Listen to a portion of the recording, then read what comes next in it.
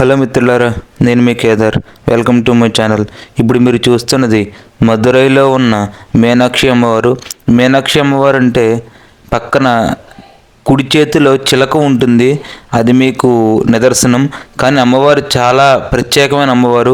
ఇక్కడ మీకు చూసుకుంటే బంగారం అమ్మవారు, 24 క్యారెట్ల గోల్డ్ అంటే బంగారంలో ఉన్న అమ్మవారు. ప్రత్యేకంగా ఆమె నిదర్శనం.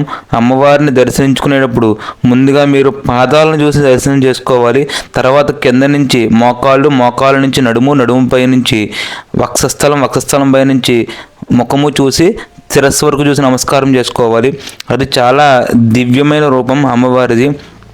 దర్శనం చేసుకుని ఏ కోరికలైనా కోరుకుంటే కంపల్సరీ నెరవేరుతాయని ప్రతీక.